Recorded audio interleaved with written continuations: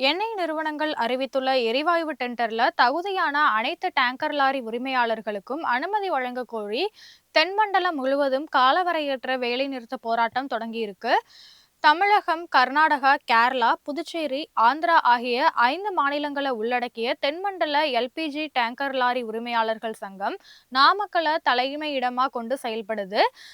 இந்த சங்க உறுப்பினர்களுக்கு சொந்தமான 5,500க்கும் மேற்பட்ட புல்லட் காஸ் டேங்கர் லாரிகள் நாடு முழுவதும் இயங்கி வருது. இந்த நிலையில 2025, 2030ஆம் ஆண்டுக்கான டேங்கர் லாரிகள் ஒப்பந்தத்துல பல்வேறு புதிய விதிமுறைகளை எண்ணெய் நிறுவனங்கள் அறிவித்தது. அந்த விதிமுறைகளை தளர்த்த கோரி கடந்த மார்ச்ல காலவரையற்ற வேலைநிறுத்தம் அறிவிக்கப்பட்டது. பிறகு நடைபெற்ற பேச்சுவார்த்தையால போராட்டம் விலக்கிக் கொள்ளப்பட்டது.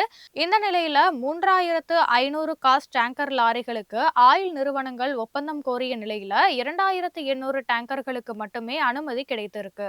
மீதமுள்ள டேங்கர்களுக்கும் அனுமதி வழங்க கோரி டேங்கர் லாரி உரிமையாளர்கள் காலவரையற்ற வேலைநிறுத்த போராட்டத்தை தொடங்கியிருக்காங்க. இதனால 5 மாநிலங்கள்ல எரிவாயு தட்டுப்பாடு ஏற்படும்னு சொல்லப்படுது.